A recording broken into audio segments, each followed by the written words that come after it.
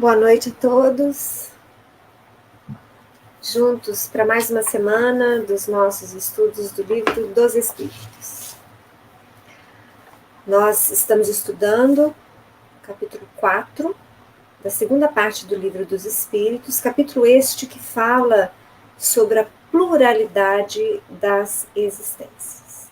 Hoje nós vamos iniciar um novo subtítulo, que é o parentesco-filiação, que vai das questões 203 a 206.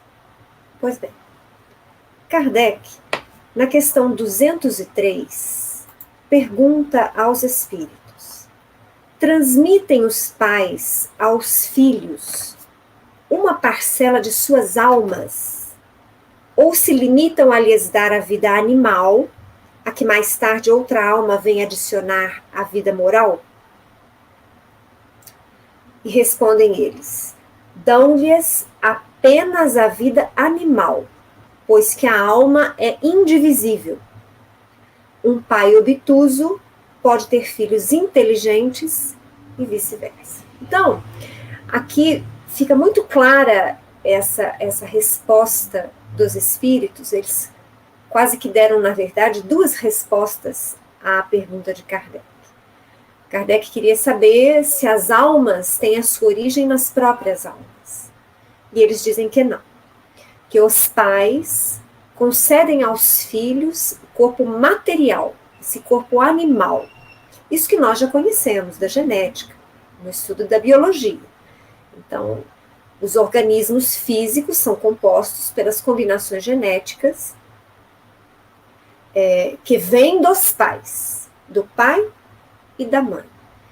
Mas o espírito não, a alma não é derivada dos nossos pais. Os nossos pais não dão um pedaço das suas almas, e esses pedaços é que formam a nossa alma. Então os espíritos dizem de forma muito clara que a alma é indivisível. Então nós sabemos que a alma ela é criada pelo Pai. Deus permanece sendo o criador absoluto de toda a criação. Em consequência, ele, o único criador do princípio inteligente do universo, que é o início da caminhada do que virá a ser o espírito que nós somos. Mas eles falam algo interessante no final, né? Um pai obtuso pode ter filhos inteligentes e vice-versa. Muito possivelmente, Kardec não formulou, pelo menos não nesse momento, essa questão. Pode ser que ele tenha pensado nisso, ou outros que participavam também dos estudos pensavam justamente isso, né? Por que então, muitas vezes, pais inteligentes têm filhos que não são inteligentes e vice-versa, né? Então, aqui eles falam, a alma é indivisível, então a alma não vem dos pais. É por isso que nós podemos ter pais inteligentes e filhos mais limitados, ou pais limitados e filhos muito inteligentes. Continua Kardec na questão 204, perguntando: uma vez que temos tido muitas existências, a nossa parentela vai além do que a existência atual nos criou? Não pode ser de outra maneira, isso é óbvio, né? A sucessão das existências corporais estabelece entre os espíritos ligações que remontam às vossas existências anteriores.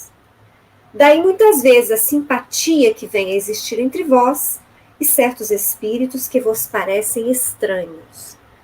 Então, vamos dizer assim, que a pluralidade das existências faz com que os nossos laços de afinidade, os laços simpáticos, as afeições que nos unam, sejam cada vez mais extensos, porque os papéis vão modificando. Então, nesta presente existência, eu sou filha do Hamilton e da Célia, mas eu muito possivelmente não fui filha deles anteriormente, ou nem sempre fui filha deles, assim como no futuro, nas minhas experiências futuras, não necessariamente eu virei neste mesmo papel de filha do Hamilton e da Célia. Então eu posso sim estar convivendo com estes espíritos que hoje são o Hamilton, a Célia, os meus irmãos Tiago e Gisele, meu marido, Antônio, meus filhos, Nicolas, Cecília, Otávio. Então eu posso estar tendo contato com estes espíritos, que são caros ao meu coração, há muitas outras experiências, mas nem sempre no mesmo papel. Os meus pais já podem ter sido meus irmãos, meus tios, meus filhos. Meu marido já pode ter sido meu filho, meu pai, meu primo. Os meus irmãos já podem ter tido outros papéis nas minhas existências pretéritas. Mas isso não diminui de forma nenhuma os laços de profunda afeição que nos ligam. Porque o amor verdadeiro é este, que deve, pelo menos isso no seu objetivo final, ser independente dos laços consanguíneos. Então, justamente a pluralidade das existências vai nos preparando para amar muito além dos laços consanguíneos. Talvez por isso os espíritos tenham grafado no final dessa questão. Daí muitas vezes a simpatia que vem a existir entre vós e outros espíritos que vos parecem estranhos. Um amigo que eu acabei de conhecer, às vezes um vizinho, um colega no trabalho, um colega na escola, alguém da casa espírita com que eu simpatizo desde o primeiro instante. Muitas vezes aquele amigo que às vezes a gente não precisa nem falar muito, só de olhar a gente já sente se o outro está bem, se está precisando de ajuda. Então estes laços de simpatia, via de regra, já foram construídos no nosso passado. Mesmo que hoje estes espíritos com os quais eu simpatizo não façam parte da minha família consanguínea, podem ter feito parte de famílias anteriores consanguíneas minhas e muito possivelmente fazem parte da minha família espiritual. Vamos continuar. Na questão 205, Kardec pergunta: a algumas pessoas, a doutrina da reencarnação se afigura destruidora dos laços de família, com fazê-los anteriores à existência atual. Eu me lembro da primeira vez que eu li essa questão, eu falei, mas quem pensa isso? E aí eu precisei fazer como que uma viagem histórica, claro que em pequeníssima proporção, ao nosso passado, né? Ao significado que se tinha, que se cria ter os laços de sangue, né? O sangue, quanto era imperioso a questão do sangue, ser do mesmo sangue, ser da mesma família. Então eu imagino que estes laços, e os espíritos vão falar isso numa questão mais para frente, esse valor, ele está muito ligado à vaidade, à arrogância e ao orgulho. E é inevitável que quando você coloca em jogo esse orgulho, essa vaidade, as pessoas não gostem. Eu não sei se eu já comentei no estudo, mas há um tempo atrás eu conversava muito com meu pai sobre questões culturais e principalmente por que o espiritismo, segundo a codificação de Kardec, ele cresceu de forma tão bela no Brasil, mas ele luta, digamos assim, com muita dificuldade. Ele ainda permanece existindo em pequenas células somente na Europa, na América do Norte. E nós trocávamos ideias sobre isso. E uma das coisas que nós concluímos ter um peso muito significativo é a afirmativa, inclusive de alguns espíritos, de que a doutrina da reencarnação ela encontra muita dificuldade de caminhar dentre os europeus e dentre os americanos. Em geral, eles têm uma característica de grande valor, de grande orgulho patriótico. E é claro que existem exceções, mas nós vamos ver muito também nesse orgulho patriótico você achar-se melhor que os demais. Claro que nós estamos generalizando.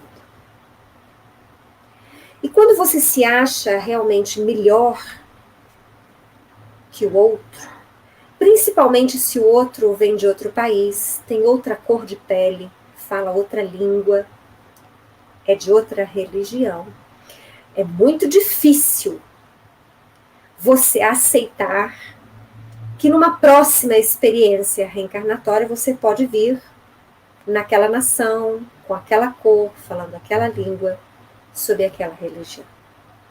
E se é difícil imaginar-se num futuro, imagina também a dificuldade, diante do seu orgulho, de você ver-se numa situação anterior, igual àqueles que hoje você acha que são inferiores.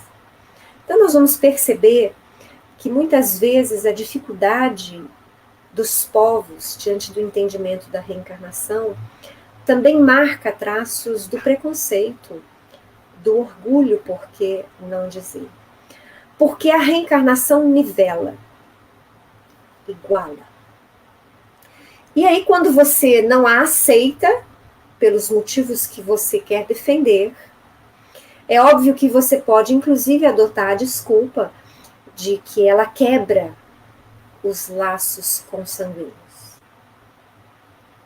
Enquanto que nós espíritas já conseguimos ver a amplitude desse amor do Pai, da igualdade, da justiça, que não quebra laços familiares, mas amplia laços familiares, fazendo com que nós tenhamos que lidar com a certeza absoluta de que todos somos iguais, de que o preconceito não vale a pena, porque é cor diferente, língua diferente, país diferente. O que é isso diante da eternidade do Espírito? O que significa a escola A, B, C e D, se você durante toda a sua vida pode cada hora estar matriculado em determinada escola? Então a reencarnação amplia essa noção de afeição, porque ela obriga com que nós saiamos dos limites que durante tanto tempo o sangue colocou. Na linha A, Kardec pergunta: ela, no entanto, diminui a importância que alguns dão à genealogia, visto que qualquer pode ter tido por pai um espírito que haja pertencido a outra raça ou que haja vivido em condição muito diversa. Vocês percebem que Kardec está fazendo uma afirmação. E aí ele fala que essa doutrina da reencarnação, ela não valoriza a genealogia, porque não interessa quem é seu pai, quem está como seu pai, porque o seu espírito não veio do seu pai, somente a carga genética. E a essa afirmativa de Kardec, os espíritos dizem: é exato, mas essa importância assenta no orgulho, quer dizer, a importância da genealogia, a importância do sangue, do sobrenome, né? Se assenta no orgulho. Os títulos, a categoria social, a riqueza, eis o que esses tais veneram nos seus antepassados. Então, quem gosta muito de citar a sua genealogia, está se baseando nisso.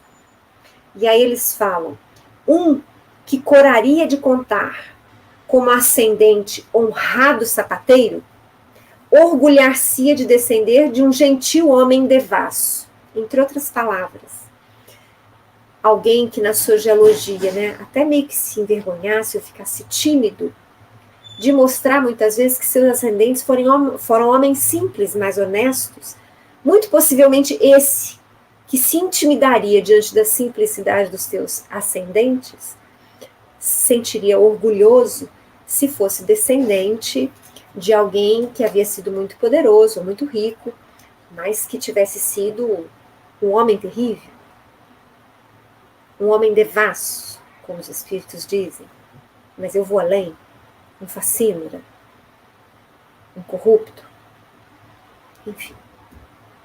Digam, porém, o que disserem, continuam os espíritos, ou façam o que fizerem, não obstarão a que as coisas sejam como são, que não foi consultando-lhes a vaidade que Deus formulou as leis da natureza. Quer dizer, não interessa o que a gente pensa ou deixa de pensar. Não interessa as refutações que as nações, ou que os povos, ou que as pessoas contrárias à reencarnação possam levantar. Não interessa as refutações. Porque a verdade é que Deus não leva em consideração a nossa vaidade, a nossa opinião para formular as leis da natureza. E o fato é que a reencarnação é uma lei da natureza. Na questão 206, Kardec pergunta: do fato de não haver filiação entre os espíritos dos descendentes de qualquer família, seguir-se-á que o culto dos avoengos seja ridículo? Eu penso que, pelo menos atualmente, pelo século XXI, a nossa sociedade ocidental não tem esse culto tão enraizado, né, dos avoengos. Mas essa é uma característica ainda de algumas nações orientais, e era uma característica bastante forte nos romanos da antiguidade. Era muito comum terem o altar, onde ali faziam as suas homenagens aos patriarcas, aos ascendentes. Praxe que nós também podemos encontrar ainda hoje na China, ou em algumas nações orientais. Mas então Kardec quer saber disso. Então, se a verdade é que nós não viemos dos espíritos, das almas dos nossos ascendentes, quer dizer, eles só nos emprestaram a carga genética. Então, esse culto àqueles que nos antecederam, ele não tem valor nenhum? Isso é que Kardec quer saber. E eles respondem: de modo nenhum. Quer dizer, de modo nenhum, isso é ridículo. Isso tem uma determinada importância e os espíritos vão falar em que ponto. Todo homem deve considerar-se ditoso por pertencer a uma família em que encarnaram espíritos elevados. Então, nós devemos ficar felizes se os nossos antepassados foram homens dignos, foram espíritos elevados. Se bem os espíritos não procedam uns dos outros, nem por isso menos afeição consagram aos que lhes estão ligados pelos elos da família, dado que muitas vezes eles são atraídos para tal ou qual família pela simpatia ou pelos laços que anteriormente se estabeleceram. Ou seja, nós devemos ficar felizes, porque muito possivelmente trazemos traços de afeição e de simpatia para com aqueles que nos antecederam. Então, nós devemos então ficar felizes por pertencermos a esta família. Mas ficai certos de que os vossos antepassados não se honram com o culto que lhes tributais por orgulho. Mas, ao mesmo tempo que os espíritos falam, vocês podem ficar felizes por terem tido antepassados honrados, dignos, elevados, mas não pensem que eles se honram com o fato de nós os cultuarmos, ficar acendendo vela, ou por retrato, ou tendo uma ritualística devocional a eles. Em vós não se refletem os méritos de que eles gozem, ou seja, não é que eles foram bons, honrados, que nós receberemos os méritos, ou seja, que nós teremos facilidades, tanto no plano físico, quanto muito mais no plano espiritual. Senão na medida dos esforços que empregais por seguir os bons exemplos que vos deram. Ou seja, eles têm que servir de exemplo para nós. Então, o fato de nós prestarmos culto aos nossos antepassados, nos recordarmos dele, né? Então não deixarmos que a memória se apague, né? Vamos dizer assim, não deixarmos de nos orgulhar do quão relevantes eles foram no campo da dignidade, da honradez, da elevação de valores, da sabedoria, o fato é que eles, sendo espíritos elevados, não faz com que nós também sejamos. Ou melhor, eles, em sendo espíritos elevados, não faz com que nós sejamos recebidos e tratados no plano espiritual como espíritos elevados. Cada um traça o seu caminho. Cada um cuida da sua trajetória, faz as suas escolhas. Então, os nossos antepassados, eles se felicitam, ou mesmo se sentem honrados, quando percebem que nós, seus descendentes, estamos nos pautando nos exemplos dignos que eles deram, mas fazendo, por nossa parte, escolhas dignas, trabalhando, servindo, estudando, tratando com dignidade a todos, sendo honrados, enfim. Cada um responde pela cultura, pelo seu plantio e colheita própria.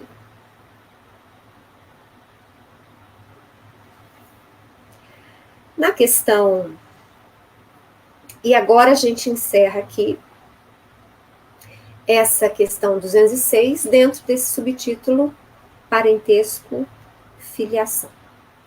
E vamos começar um novo tópico, parecenças físicas e morais. Vejam bem que todos estes subtítulos estão dentro desse capítulo 4, que fala sobre a pluralidade das existências. Então, são todas questões relacionadas à reencarnação.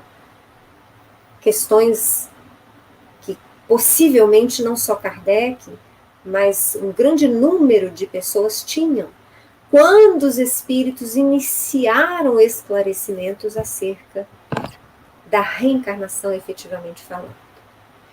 Então, ainda esse tópico, presenças físicas e morais, é também fonte de dúvida. Então, a gente já viu que nós descendemos fisicamente, mas que nossos espíritos não são derivados dos espíritos dos nossos pais. Mas Kardec agora tem algumas questões sobre por que nós nos parecemos física e moralmente muitas vezes. Na questão 207, ele vai perguntar: frequentemente, os pais transmitem aos filhos a parecença física. Transmitirão também alguma parecença moral? Não, que diferentes são as almas ou espíritos de uns e outros. O corpo deriva do corpo, mas o espírito não procede do espírito. Entre os descendentes das raças apenas há consanguinidade. Então aí eles já limitam. Nós não vamos ter, vamos dizer assim, valores morais por hereditariedade. Então, não é porque meu pai é digno que eu necessariamente serei digno. Porque a dignidade eu não herdo por genes. Não há genética nessa questão. Então, começou aí, já limitou aí. Então, nós temos parecença física, mas moral não. Porque o espírito não procede do espírito. Continua Kardec. Na linha A, ele pergunta: de onde se originam as parecenças morais que costumam haver entre pais e filhos? Então, quer dizer, então tá, vocês espíritos falaram que só tem a parecença física. A moral a gente não herda. Mas então, de onde que vem? As parecenças morais que são visualizadas muitas vezes nos núcleos familiares. É que uns e outros são espíritos simpáticos, que reciprocamente se atraíram pela analogia dos pendores. Isso tanto para o bem quanto para o mal.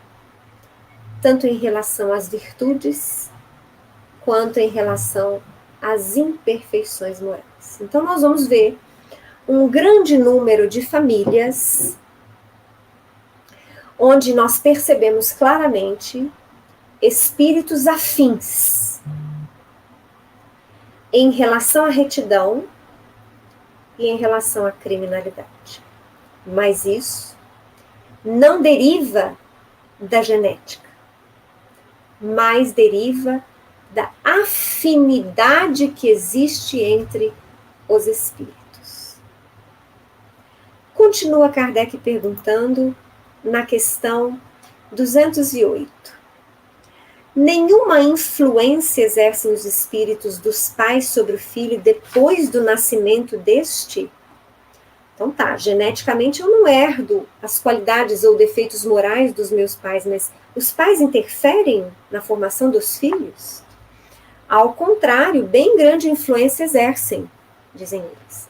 Conforme já dissemos, os espíritos têm que contribuir para o progresso uns dos outros. Pois bem, os espíritos dos pais têm por missão desenvolver os de seus filhos pela educação. Constitui-lhes isso uma tarefa. Tornar-se-ão culpados se vierem a falir no seu desempenho. Então, olha só. Além das afinidades morais que nós vamos encontrar entre pais e filhos, a influência, a força do exemplo, a educação dos pais em relação aos seus filhos tem um peso muito significativo naquela atual experiência reencarnatória. E por ela, os pais irão responder.